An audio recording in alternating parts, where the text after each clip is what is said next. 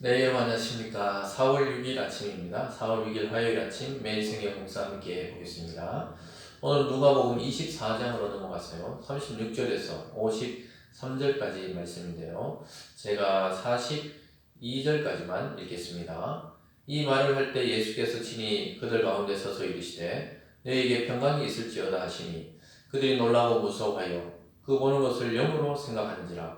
예수께서 이르시되 어찌하여 두려워하며 어찌하여 마음에 의심이 일어나느냐.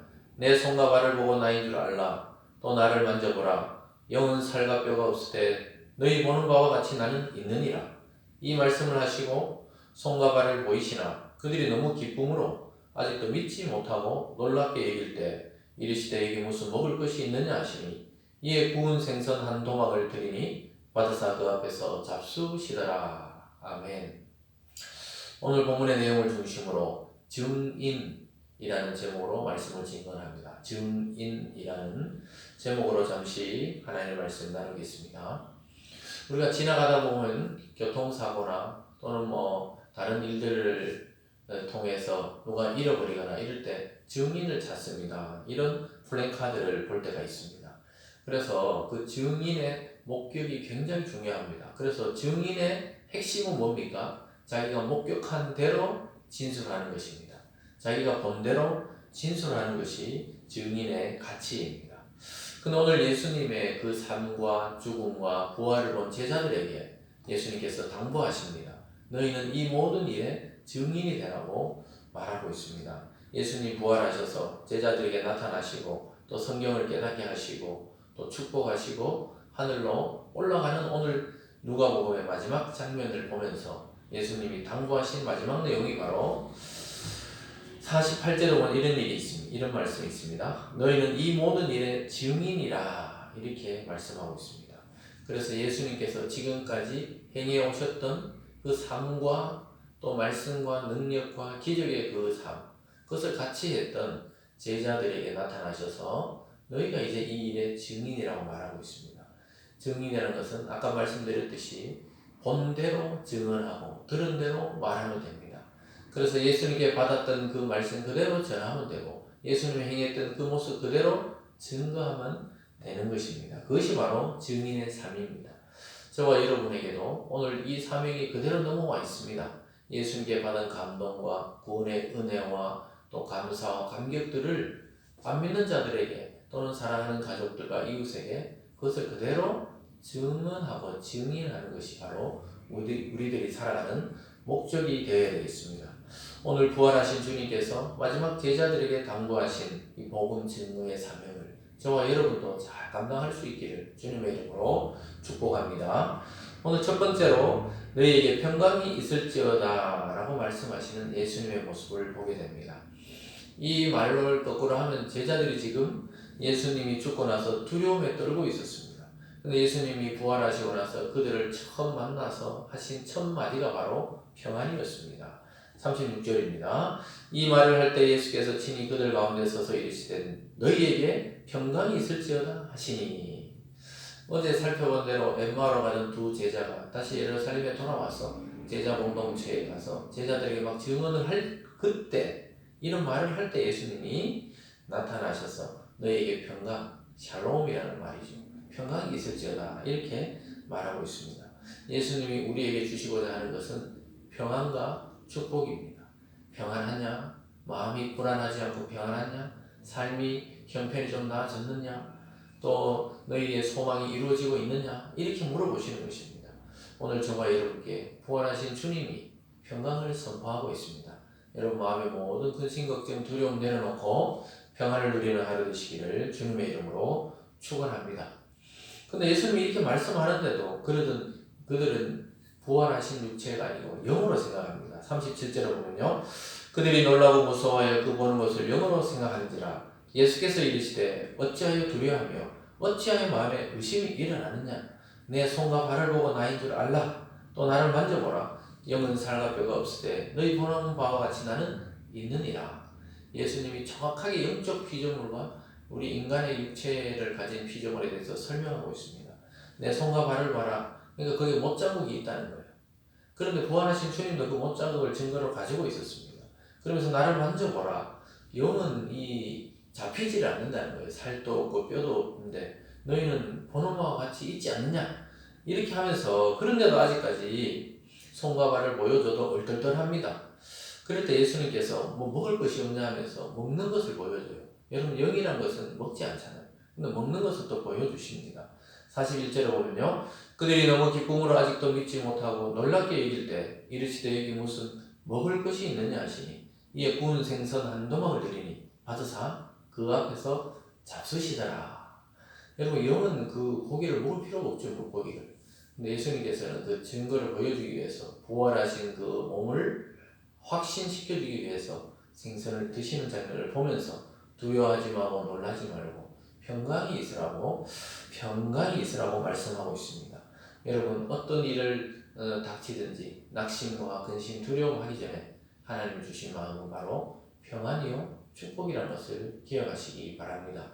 그럼 우리에게 두려운 영을 주고 두려운 마음을 주는 것은 하나님이 아닌 이 사탄의 그 하수인들, 또 귀신들이 주는 그런 마음이라는 것을 알게 됩니다. 오늘 여러분 모두에게 평안이 있기를 바랍니다. 그리고 나서 예수님께서 오늘 두 번째로 너희는 나의 증인이 되라고 당부하시는 모습을 보게 됩니다. 44절을 보면요, 또 이르시되 내가 너희와 함께 있을 때 너희에게 말한 바 곧 모세의 율법과 선지자의 글과 시편에 나를 가리켜 기록된 모든 것이 이루어져야 하리라 한 말이 이것이다. 그러니까 주님이 죽고 썩는 게 아니고 부활하신다는 구약의 예언이 이것이라고 말씀하고 있습니다. 그러면서 45절에도 이에 그들의 마음을 열어 성경을 깨닫게 하시고, 또 이르시되 이같이 그리스도가 고난을 받고 제3일에 죽은 자 가운데서 다시 살아날 것과 또 그의 이름으로 제사함을 받게 하는 회개가 예루살렘에서 시작하여 모든 족속에게 전파되리라는 것을 기록되었다. 이게 성경을 통해 그들을 이해시키고 풀어주십니다.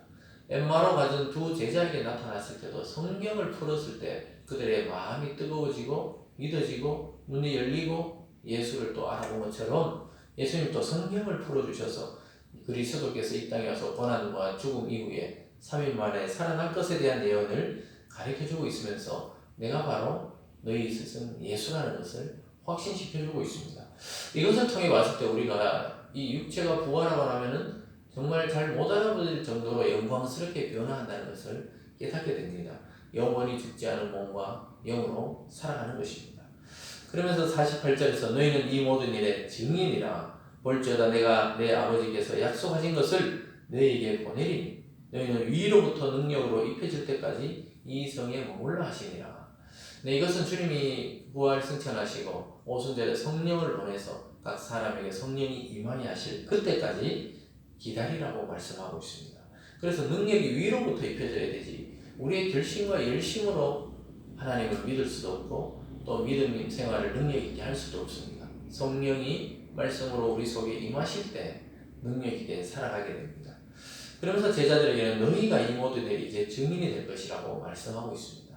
사랑하는 여러분, 복음을 듣고 깨닫고 알고 있는 우리들이 전하지 않으면 이 세상에 믿지 않는 자들이 어떻게 그 복음을 알고 깨닫겠습니까? 오늘 제자들에게 당부하시는 예수님의 음성을 저와 여러분에게 하시는 이 시대의 음성으로 듣기를 주님의 이름으로 간절히 축원합니다. 또한 우리 힘으로 능력 있게 복음을 전하는 것이 아니고 성령이 위로부터 능력 있게 임할 때 우리가 입술이 열리고 마음이 열려서 복음을 증거하게 된다고 말씀하고 있습니다. 끝까지 주님을 의지해서 복음의 증거자 되시기를 바랍니다. 마지막에 예수님께서 올라가기 전에 축복해 주고 있는 장면이 마지막 누가복음 50절에서 53절까지 나옵니다. 제가 읽겠습니다.